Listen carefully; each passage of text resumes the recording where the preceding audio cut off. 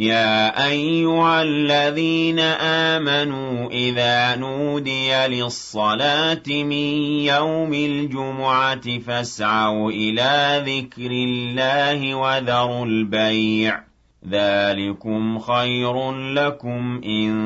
كنتم تعلمون. أعوذ بالله بسم الله والصلاة والسلام على رسول الله محمد بن عبد الله. عباد الله السلام عليكم ورحمة الله تعالى وبركاته. Ambade TV shirfila la jabawa mi awfu ka wali mandon ka dil Allah subhanahu wa ta'ala fe alaka hinana ka kishina ka barka ala ko jidi ko chaya ne na ukelingele na bela jelenka anga juma kutuba me nami wili ka sanga alman bawma wala sa o ka se ku kala selu soro ka to sugu fiya ko no salomba o koro anfleni o kena do de kambi samba flantan kononto octobre kalola ninga ben sofar kalo juma labama anyo seli misra dela anga imam ko fe Sheikh Mohamed Abu Jafar Jabati akumana anyi alakira baka fatuli o min kera ka be sofar kalo laban wati uma fokata se Imamul Hasan aleka suma yelema chugo yauma katla ka ladilika ani blasara kan chama ula se kutuba ni konnana angeje misiri wele banen ko fe ka kutuba inshire ya nyofe jien kunte masami nana ni jien ye ko ke nyeble ka fo ko jien yoro were be don were be wa fan wɛrɛ bɛ ala bolo min tɛ diɲɛ ye diɲɛ ko olu bɛ taa lakale ye n'o ye lahara jɔ do ye lahara y'a ta ye diɲɛ y'a ta ye an b'a tando a ye nin kelen o kelen dan ani ka fɛn o fɛn bila a kɔnɔ a n'a ka nɛɛma bɛɛ lajɛlen na an b'a tando o la a dogolen a n'a bangenen k'ale ala k'an seere ko anw sɔnna a ma an sɔn nɛmɛw la tigi tɛ foyi la n'ale ala kelen pewu tɛ wa foyi de mangani bato ye sɛbɛla n'ale kelen tɛ subhanahu wa ta'ala ale ala kɔnna kow ɲɛ wa kow bi ka kɛ n'a ka sebaya ye wa kow bi taa segi ale ala ka masaya de ma an bɛ ale ala k'an seere ko an sɔnna a ma an sɔn nɛmɛw la a ye min ci anw ma n'o nana ka kɛ anw ka modèle ɲuman ye n'o nana ka kɛ anw ka ladegeli fɛn o ɲuman ye Muhammadul Mustafa sallallahu alaihi wa alihi ala ka ciden do min n'a ye ci lase a lase cogo la a ye ko bɛɛ lajɛlen kun walasa danfɛnw bɛ se ka hɛrɛ sɔrɔ cogo min danfɛn o ma tɔɔrɔ i n'a fɔ ale tɔɔrɔ min sɔrɔ nka a y'a bɛɛ kun ala kama anw dara la k'a fɔ o ye ala ka ciden laban de ye wa an bɛ ala deli ala ka nɛɛma ani hinɛ ni barika ala ko k'a ye a n'a ka sodungo sanu ani ala ka jɔn ɲuman bɛɛ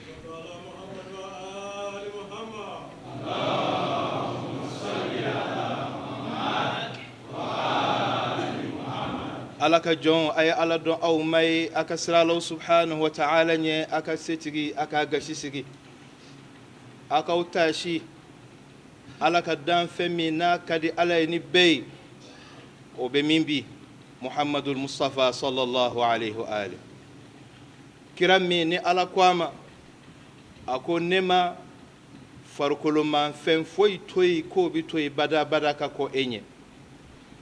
ne ala ye saya da n b'a boli a bɛɛ kan yala ni e sara ya i jugu ninnu minnu bɛ to i kɔ olu bɛna to yi k'u tɛ sa wa u fana bɛ sa o a y'a fɔ kira ye tuguni alquran ba in kɔnɔ a ko wa ma muhammadun illa rasul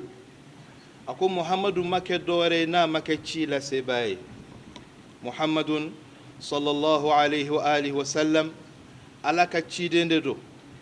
munna ala ye nin fɔ kuma min uhudu kɛlɛ la n'a gansira ala juguw fɛ ko ala kira sara ka ban n'o kɛra kɛlɛ bɛ tiɲɛ sahabaw bolo ala ko muhammadu ye ala ka ciden de ni muhammadu sara min y'a ci o ma sa dɛ kad khalat min qablihi rusul cidenw olu kɔnna a ɲɛ minnu saraw afa in mat yala ni muhammadu sara yɛrɛ ma aw qutil wala ma ka kɛ ko dɔ de y'a faga o ti dɔ bɔ a daraja la koyi sabu kira dɔw fagara o zakariya fagara yahya fagara o tɛ fɛn bɔ u ni ala cɛ la yala ni muhammad sara yɛrɛ ma walama dɔ y'a faga o b'a to aw bɛ bɔ a ka cikan in kɔnɔ wa ni ka segin jahiliya ni kodɔnbaliya la ani bolisɔn ni jogojuguyaw la wa ko ni maa min n'o seginna a kɔ o tɛ Ala tɔɔrɔ dɛ nka ni maa min n'o tora ko in kan Ala bɛna barikadabaw ani ɲumandɔnnaw Ala b'olu sara an bɛ Ala deli Ala kira somayɛlɛmalen o kana anw bɔ Ala ka sira kan o kana an bɔ Ala kira ka sunna kan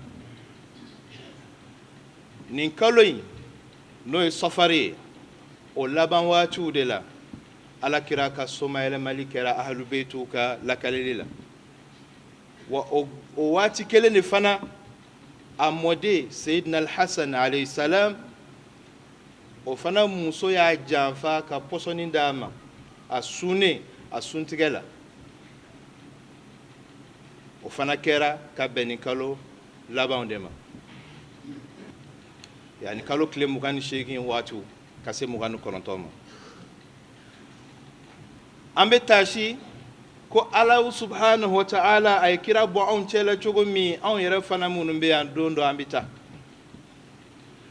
Ala kira bɛ fatu waati min sallallahu alaihi wa alihi a dɛsɛlen nana Misiri kɔnɔ a bɛ ɲininkali kɛ sahabaw la ko ayu nabiyyin kuntu fikum ayu nabiyyin kuntu fikum aw ayya nabiyyin kuntu fikum nabiyuma qualité jumɛn kun ye ne ye aw cɛla o kɔrɔ ye ne ma n tɔto Ala ka ci laseli la aw ma a ko yala ne ɲi ma kari aw kama wa ne te ma pɛrɛ aw kama wa ne ma fara siri n kɔnɔ na kɔngɔ kama aw kama wa ne ma n faso bila aw kama wa ne sinjiw ani kanubaw olu caman ma to nin sira in kan aw kandali kama wa a ko a k'a dɔn k'a fɔ ne bɛna aw fara ɲɔgɔnya nka n b'a ɲini jama bɛɛ fɛ ni maa min ka hakɛ bɛ n na a tigi ka n'a ɲini sisan sabu don dɔ bɛ Ala fɛ don min ni Ala bɛ gundow bɛɛ lajɛlen bange n'o ye sara don ye maa kana taa k'a bɛ ne kani a ka niyɔrɔ dɔ la a ka hakɛ dɔ la Ala kira sallallahu alaihi wa alihi wa sallam a b'o fɔ sahabaw bi kasi dɔ y'i tɛgɛ kɔrɔta o tɔgɔ Sawadu bin Qarib a ko ya Rasulallah ne ka hakɛ b'i la Ala kira ko gɛrɛ i k'a fɔ a ko don dɔ an bɛ ka taa i bɛ yɛlɛn ka fɛn sanfɛ i bɛ bagan bugɔ walama ka min jɔsi a la walasa a bɛ se ka teliya o ye ne nakakɔrɔla sɔrɔ Ala kira ko a ma sallallahu alaihi wa alihi a ko ne tɛ a dabɔ a kama ka maa si tɔɲɔ a ko n'i bɛ fɛ k'i ka hakɛ minɛ na Sawadu nana sahaba dɔw b'a fɔ Ala kira bɛ min na o kan k'i bɔ a bɔ anw na i ka Ala kira to yen Ala kira ko ayi aw m'a kɛ ne de y'a kɛ a b'a sara ne de la ayu nabiyyin kuntu fikum ne kun ye nabi ɲuman jumɛn y'aw la majigin dan ani a t'a fɛ k'a yɛrɛ fusaya maa si ma sallallahu alaihi wa alihi a gɛrɛla min kɛ Ala kira ko a ma a ko i ta sara a ko ya Rasulallah a kɛra k'a sɔrɔ fini tɛ ne naga kɔrɔ Ala kira sallallahu alaihi wa alihi wa sallam o y'a sɔrɔ a ye Bilal bila a ka taa busa in minɛ Fatima Zahra la alayha salam o ko mun bɛ yen a ɲɛfɔra o fana y'a kɛ kasi ye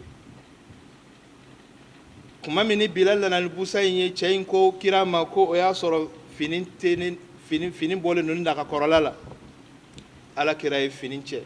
a ko i ta sara ja ni n'a kɔnɔna ko don a nana i dabari Ala kira kɔnɔbara de la k'o sunbu a ko a'udhu بموضع القصاص من رسول الله صلى الله عليه وآله وسلم من عذاب النار ako ne ka nin yɔrɔ min kun kan ka sara alakira nagakɔrɔla in na ne bɛ n kalifa don o la, ne bɛ tanga ɲini o yɔrɔ fɛ. Ne jɛna o ma cogo min ala ka don ne fana ni jahanama cɛ.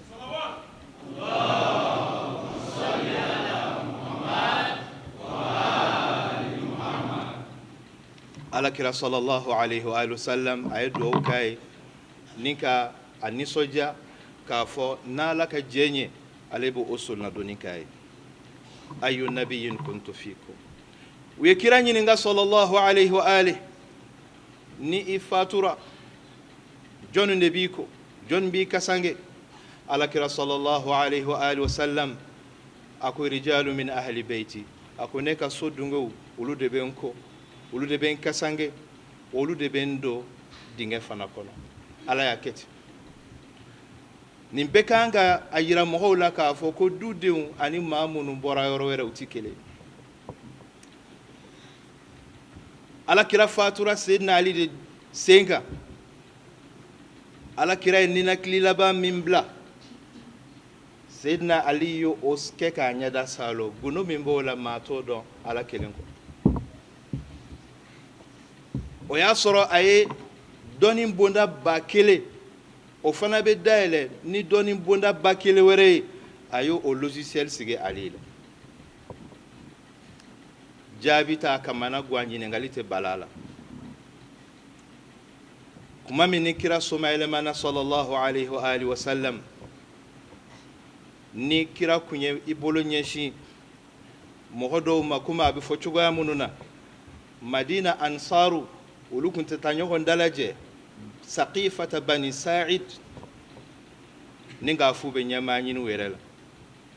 yanni kira su ka don olu taara k'u bɛ ɲɛmɔgɔ ɲini u yɛrɛ la, ko n'olu ma kɔn ko muhajiru ninnu u tɛna jɔyɔrɔ d'u ma. o kuma o sera muhajiru dɔw ma, Seydina Abubakar, Seydina Umar ani Abu Ubaidata bin Jarrah, olu taara ansaru sɛgɛrɛ Saqifa bani Sa'ida. meeting ka sɔrɔ ka kɛ yen n'o ye campagne politique a bɛ min faamu. Seydina Abubakar ye kuma dɔw de fɔ min b'a jira k'a fɔ olu de ni kira ka surun ka tɛmɛ ansaru kan. o y'a sɔrɔ ansaru kabila fila Awusu ni Khazraj fadenya kɔrɔ kun b'u ni ɲɔgɔn cɛ, olu fana bi ka ɲɔgɔn sama sama. ni Khazrajikaw kɛra ye olu bɛ waso anw na, ninnu fana b'a fɔ ni Awusukaw kɛra ye olu bɛ waso anw na. u kun bɛna bɛn mɔgɔ kelen kan, san'u ka bɛn o kan Abubakar ni Umar ni Usman olu sera kɛnɛ kɔnɔ. Abubakar ye discours kɛ, o discours in o de b'a jira k'a fɔ Quraishiw olu de ka fisa ni arabu kabila tɔw ye, wa kira bɔra Quraishiw de la. ni maa wɛrɛ kan ka bila kira nɔ la o kan ka kɛ Quraishi. komi u yɛrɛ b'o hadisa fɔ aimatu min Quraish, awɔ o tiɲɛ kɛ aimaw kan ka bɔ Quraishiw la, nka Quraishiw fana dɔ ka surun kira la ni dɔ ye dɛ. Bani Hashim olu fana ye Quraishiw nɔnɔ de ye, olu fana ka fisa ni Quraishiw tɔw ye. munna kɛnɛ kan Bani Hashim maa kelen ma ta? Abubakar sigilen u ye Ali ni Abbasiw ɲininka, munna u ma taa fanga ɲiniyɔrɔ? ko alakira su dalen a ma don fɔlɔ, a saamɛya ba anw na an k'a fɔ an bɛ taa ɲɔgɔn sama alakira jɔyɔrɔ nɔfɛ. kira fatura nin cogo la. Hasani salamullahi alayhi ale fana ye diɲɛ to a janfara. komi an bɛ alakira a ka fatulu waatiw la ani a mɔdenkɛ Seydina Al-Hasan alayhi salam, a ka kan alakira ye bilasiralikan minnu fɔ nin man to in ye. kadaka li anna rasulallah aasha kula al-marahil, nin man to in u kan ka étape o étape kɛ tile o tile. alakira ye nin bɛɛ vécu, alakira ye nin bɛɛ kɛ. sabu a ko dugukolo kurula ale ye waati bɛ tilelamɔgɔw ye ani waati bɛ événement, kɛlɛw ni kɔngɔw ni sɔrɔw ni fɛnw a bɛɛ ni ka tila ka walanda d'an ma an bɛ se ka kɛ cogo di o wagatiw la. Nabiyul Akram sallallahu alaihi wa alihi, i b'a fɔ a kun ɲɛ bɛ Mali la, i b'a fɔ a kun ɲɛ bɛ diɲɛ bɛ dugukolo ko kɛlɛ min ni intérêt ko kɛlɛ min na sisan. ako aka hadisa dola mime mu'jamul awsat la a juzu nanina a hadisa numéro wa sabani keme wolon fulani bi konontoni sheki ako ke annakum birakibin qad ataakum fanazala bikum fayaqul الأرض أرضنا والمصر مصرنا وإنما أنتم عبيدنا وأجراؤنا فحال بين الأرامل واليتامى وما أفاء الله على آبائهم أكو أبكم منين يبواتي دولا ما دو ببورو وركنا أبي جيجي أوكا وكرو سيجي منامي duna nulu nana sigi mɔgɔw fɛ u bɛ tila ka na k'a fɔ al ardu arduna ko dugukolo in y'olu ta ye bɛɛ y'a dɔn kɔni k'a fɔ alhamdulillah n'an ye azawadi ta a kɛra arabu ye o a kɛra tamashɛki ye o n'u yɛrɛ b'u yɛrɛ danbeya u b'a jira k'a fɔ u bɔra arabu ka gunde kan ka na u nana sɔrɔ mɔgɔw bɛ yan k'u bɛna fɔ al ardu arduna wa o cogoya kelen fana la siyako kelen minnu bɛ yen depuis ala ye diɲɛ dan maaw bɛ sigi ɲɔgɔn kɛrɛfɛ nka ni fitinɛ wulila ala k'an kisi a tɔɔrɔ ma o intérêt ko kelen o bɛ n'u bila dɔ bɛɛ bɛ samali kɛ i ka fan na dugukolo in y'anw de ta ye dugu in y'anw de ta ye aw minnu filɛ nin ye aw y'anw ka jɔnw de ye aw y'anw ka baarakɛlaw de ye k'a sɔrɔ yɔrɔtigiw olu bɛnbaw ye min t'u bolo dunan ninnu bɛ n'a ka kanga u ni ɲɔgɔn cɛ k'a hakiliw kunu Allah subhanahu wa ta'ala ye tilali kɛ a y'an sigiyɔrɔ bɛn nin jamana ninnu ma fɛn minnu b'an ka dugukolow kɔrɔ ni Allah subhanahu wa ta'ala ye o mara a ka di ala ye waati min a ka bɔ waati min maa minnu tile la o bɛ ala de bolo ni maa wɛrɛw nana k'a fɔ u bɛ kanga an n'u cɛ ala kira bɛ ka a jira k'a fɔ ko mɔgɔ dɔw bɛ na minnu b'o ɲɔgɔnnaw kɛ nka ale ala kira ma sɔn o ma a ye balili kɛ ka bɔ o ma ala kira ko an ma tuguni sallallahu alayhi wa alihi wa sallam a ka hadisa jɛlenw na Allah subhanahu wa ta'ala a ye ko damadɔ da o ko damadɔ olu de ye fitinɛ ni balawu bɛɛ lajɛlen sababu ye maaw k'u yɔrɔ ma janya ka bɔ o ko damadɔw la n'o donna du o du kɔnɔ o donna dugu o dugu la da la k'a fɔ ala bɛ barika sama ka bɔ o dugu la a bɛ barika sama ka bɔ o duw kɔnɔna la a ko gulɔ suɲɛli janaya riba nin fɛn naani n'a donna du o du kɔnɔ n'a carila jamana o jamana kɔnɔ ko barika bɛ ta ka bɔ yen arba'un la yadkhulu baytan wahidatun minha illa khurrib walam yu'ammaru bil baraka an bɛ ala deli subhanahu wa ta'ala ala ka an ka du ani an ka jamana kisi ka bɔ ninnu tɔɔrɔw ma ala kira nana kandali min kɛ an bɛ ala deli ala k'an to o kanda nɔɔrɔ kɔnɔ ka ala deli subhanahu wa ta'ala an ka banabagatɔ ala k'u kɛnɛya kɔlibatɔ ala k'u sɔn taabaw ala ka hinɛ u la an ka jamana ala ka lakana ani basigi ala k'o sabati ka silamɛw bɛɛ lajɛlen tin don ɲɔgɔn na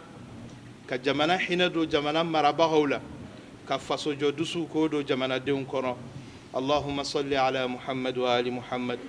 اللهم إنا نسألك الأمن والإيمان بك والتصديق لنبيك والعافية من جميع البلاء والشكر لك على العافية والغنى عن أشرار الناس اللهم صل على محمد وآل محمد بسر بسم الله الرحمن الرحيم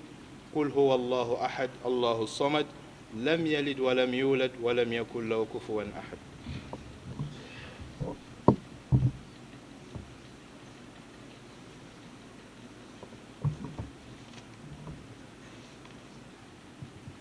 an bɛ ala tando ka masa in waleɲuman dɔn ka jɔn tiɲɛna kɛ k'a fɔ ala ye kelen ye an kuntigi muhamadi a ka ciden laban ye neman kishambo dele ala fa ko ka kirai anaka so dungo sanu anala ka jonyuma be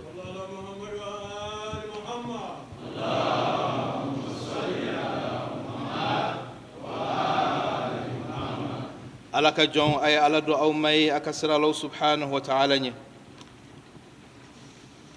jogodo be ala yo mankuto alquran la ko sebe no de ki yereje inna fafena ka di ma warema ala kama ani kira kama yere yirata ala to nyinin taala ina fa ansaru ridwanullahi alaihim uye uka balok di muhajiruma ujera uka sodo uko ujeru uka dukolo do uko ninka adinu numa dine tinkama ani dine keleya kama wayuthiruna ala anfusihim walau kana bihim khasasa hal nifanta yabula ube ma were de mage ninka uwere kuje o kumbelen jumei o sinai jumei el istithar o de ki iyere niyoro ko o de fusaya ni ma were tai bal ma were niyoro ko ta ko farikum jasha'ul hukam jiere be kono bi jamana de unka kobe mamunun bolo uluka dungo jugu o de sengay o de warakataw fanta unka niyoro munun be nu kuma niyarola o de nike Allah subhanahu wa ta'ala akaci babai ako inna Allah kad ja'ala arzaqa al-fuqara fi amwal al-aghniya fa in ja'u aw 'uru fa bi zulmin min al-aghniya ko alay fanta niyoro bla setigu uluka nafolowla ko ni ye fantan ye kongola jide sebe yorodo fura de sebe yorodo sirantanya be yorodo fero be yorodo ko setigi nunu ulude tonyolike nyote Allah subhanahu wa ta'ala ay ko kla chogo mina keratento tonyolite bwala ala kira misala yira anna sallallahu alayhi wa alihi nyema kanka ke chogo mi Amir bin Rabi'ata ubalaka le kudundo uluni kirabika tawafuke sallallahu alayhi wa ali idhin qata'a shisuhu ko ala kiraka samara juru tigera do gerela o ya ka samara jurubo ninkano di ala kirama ako honetala ala kirama so fa abanya khudahu abana ako hadhihi athara wala aqbalu atharatan ako ala manellamo neka mawere niyorota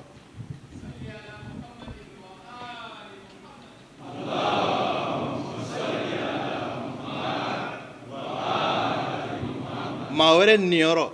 ala kirama swala hal dondola ani sahaba do bikata ansaru do ya awele ko akama duru faraka ukana dumuninge utato sahaba were yuye ala kira sameya kama asono ukatama nga ubina surunya uwele ba nununga sola ako karisa isigia ema wele angana na tu tonyo iba to nga jenyinu fe folo nu sona ikata ibita nu maso ikata ibitu ya aka ikadon ka fo amajugu ya kila do ba fo ko ne to wuya uteo mauka hakededo mauka hakededo ala kira civilisation aya sigide ka fo a'tini haqqi wala tarhamni ni yorodiya hal ni mahinana ni yorodiya ni minka kawdiya folok ay mauka hake uduma akana hinula meuka ni yoro minye ayo uduma oni ala kira yininkew sallallahu alayhi wa alihi wa sallam sigatala ka fo qur'ana ya foye ko kira manka jamaje nafolota nay jamfake ko ala ta to ala o matu kira la yoro mena obeto mawere lawa na fo mako gululu dun jamaje nafolo o duni o de kololo o be jiyan kono istithar mawere ni yoro tali abe wolumina ala kira kallamodin ali ibn abi talib alayhi salam aba fwanye akwai istitharu yujibu alhasad akum mawere kan ni yoro ni otako ni akumandiama ode binani hasidiya wal hasadu yujibu al bighda hasidiya obe konya wele wal bighdatu tujibu al ikhtilaf konya binani fongo nyogoya wal ikhtilaf yujibu al furqa fongo nyogoya binani faraliye wal furqatu tujibu al da'f ni faral nyogoya nana la fuli bena wal da'f yujibu al dhul ni la fuli nana kaba jomaya obese kulu imbela jelema wal dhul ni jomaya no sera jama kulu makaba yujibu zawal ad-dawla fangabe bin wa dhahaba an-ni'ma ala nema o nema ka obela jelembeta mune yase dungo jugu ala ka ne na ukishi kabo akololoma amba ala deli subhanahu wa ta'ala liman yadfali ala ko dine nauma ala kira sallallahu alayhi wa alihi wa sallama kan arida ka fo ma wolum flabe ulu dangaleno ala kana an fara uluka ako inni la'antu sab'an la'anahumullah ko alay ma wolum fla danga ale kira ire ka danga buka ala ka danga jume o koro atigite do aljinana o koro jume ka fo atigi be senge jiena wa kullu nabiyyin mujab nabiyuma fen feno ka do jabileno ulu be o tigila mo o mo wolum fla danga ko ya rasulullah ko wolum fla fanye anga se ka nyere yoro majanya ka bo o kulu nunu chela akwa folo zaidu fi kitabillah mami nabe kuma do fo ko be qur'ane kono ka surata kono mami mbe galontige ka fo fendo e halala al qur'ane la ka soro kalodu mami naba fo fendo e harami ka be al qur'ane la ka soro kalodu zaidu fi kitabillah mami me dowere fara al qur'ane aflana wal mukazzibu bi qadarillah mami me alaka latige ko galuntige ya asabana al mukhalifu li sunnati mami me ne kiraka sunna fongonyo ya na fara ala kiraka sunna sallallahu alaihi wa alihi do ba ke uyere tay kasuru tate munun tado ala kirako man mata ala hubbi ali muhammadin mata ala sunnati wal jamaa maw masara ala kirana ka sudungo kanunka ibe sunnala wa ciyen jamaa ibo fana cela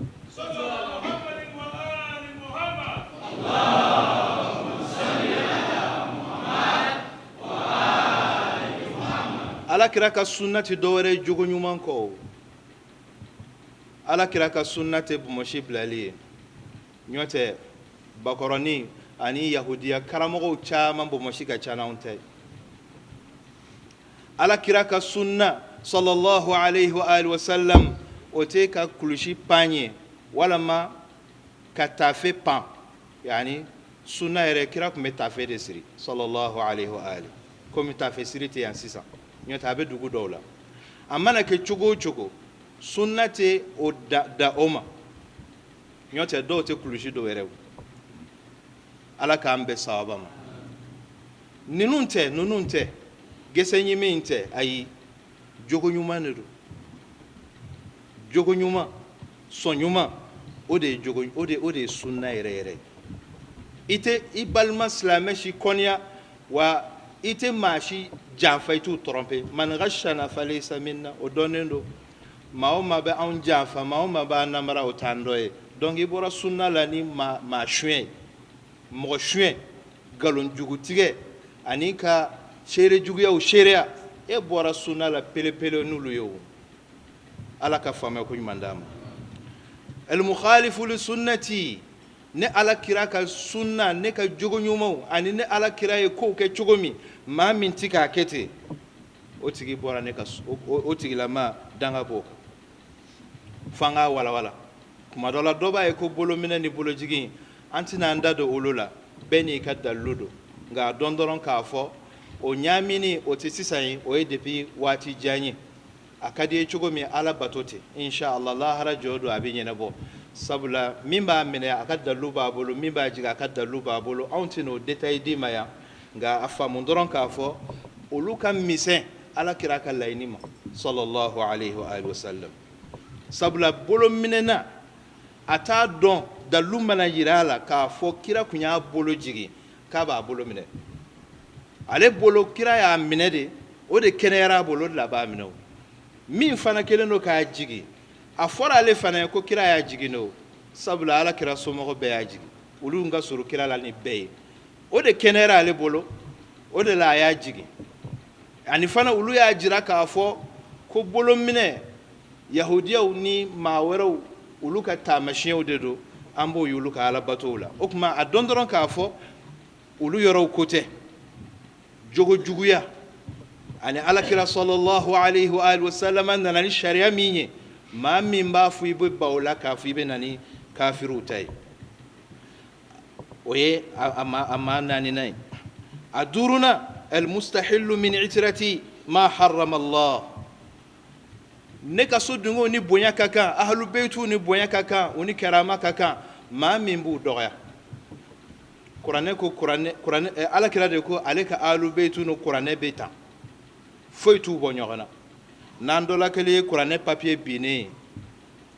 a tigilamɔgɔ b'a ta a bɛ kuranɛ sɛbɛnnen papiye kan a b'o bonya mais shirifu mun ne b'a dɔgɔya e bɛ kuranɛ papiye burunnen e b'o bonya mais maa min bɔra kira joli la e b'o dɔgɔya cogo di fo ka taa se u fagali ma fo ka taa se u tɔɲɔli ma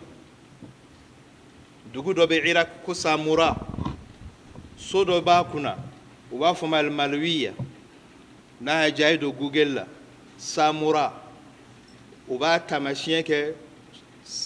dagabana so dɔ de bɛ yen ko al-Malwiya a so i b'a fɔ ko kɔtɛ k'a jɔ k'a sigi ɲɔgɔn kan ɲininkali kɛ ban ko a so duguma mun de bɛ yen masakɛ kunnango de ye alakira bɔnna caman fara ɲɔgɔn kan ni ka o datugu da la u fagalen tuma min na u salen ni ka sɔrɔ ka nin symbole ni k'a jɔ tɔɲɔli modèle bɛ dar'u kan a ko maa minnu y'o kɛ ale ka danga b'u kan nabima bɛɛ ka danga b'u kan danga bɛ maa wɛrɛ jumɛn kan والمسلة بالجبروت ليعز من أذل الله ويذل من أعز الله ما من فنانا لكيلندو كان فنالا أني كجاكو يا فناسكي مهو دالا ديكتاتير تونيولي أني بيغاني فناو فنابيتي أكو على كدنغابو أوتيكلا مهوكا أولون فلانا المستأثر على المسلمين بفيئهم سلامو جماجة سلامو كجماجة فين سلامو نيرو ما مني أبي أكمل نيوما أشامن بي جماجة فين وبي ما أكمل نياما نو كروبارا أبينا لابان شغودي والدين جه كافي باكي دون كسنين سجى دون بينا لابان جمنا بلومين دروغوتا ubu boya nino katanu ye wala su kata kalambaw ke wala su ka jorobaw soro ubita do glomini drogu tawni mana kola dusukashi be yinin ko masa u faga ay waldun tonyo jako ya au tawtina lafiya de amba ala deli subhanahu wa ta'ala ala kalimaniya ala ko jidan duskuna ala kan kariya jiya ko imam ali abode ke letriye ko ci muawiya ma mɔgɔ n'i y'a samalen diɲɛ nɔfɛ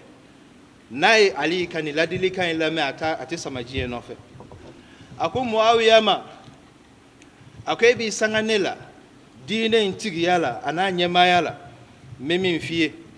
ad-dunya mushghilatun min ghayriha a ko diɲɛ ni maa y'i ɲɛsin a ma i bɛ ɲinɛ lahara kɔ walam yusib sahibuha minha shay'an illa fatahat lahu hirsan alayha ko maa o maa n'a ye diɲɛ dɔɔnin sɔrɔ o bɛ tila ka a ɲamaki a ka dɔ wɛrɛ ɲini misaliya la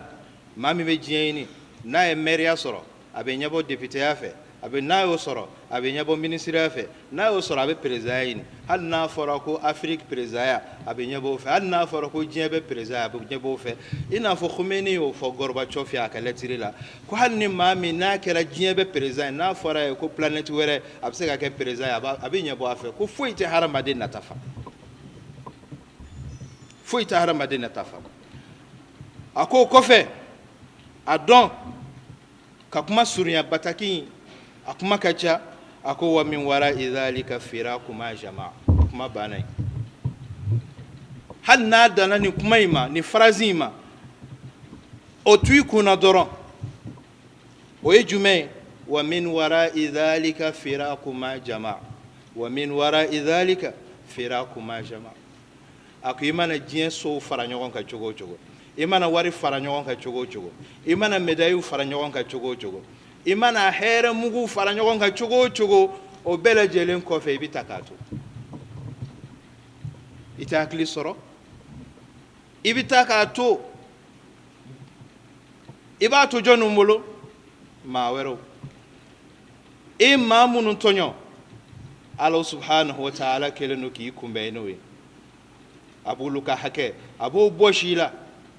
ko se ko luma ambala deli ala ka anke ala ka sira mine bayi jiya kanu ala ka bwana fantaw ni miskina ala ko hina duana ala ka an farifoni udemeli kama ambala deli subhanahu wa ta'ala ala ka anga limaniya ala ka jidi ala ka anga jamana ala ka lakana ala ka basigi ani kambe ala ko blay ala kira kanu ana la degili ala ko no yanye اللهم صل على محمد وآل محمد بسم الله الرحمن الرحيم إنا أعطيناك الكوثر فصل لربك وانحر إن شانك هو الأبتر قوم إلى الصلاة إذا زلزلت الأرض زلزالها وأخرجت الأرض أثقالها وقال الإنسان ما لها يومئذ تحدث أخبارها بأن ربك أوحى لها يومئذ يصدر الناس أشتاتا ليروا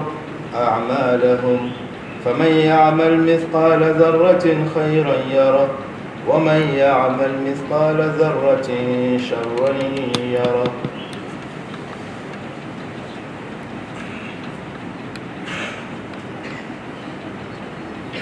الله أكبر الله أكبر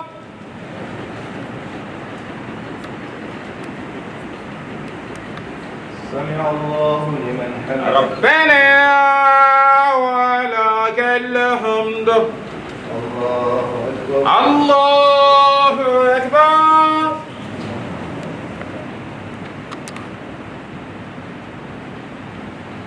الله أكبر الله أكبر الله أكبر الله أكبر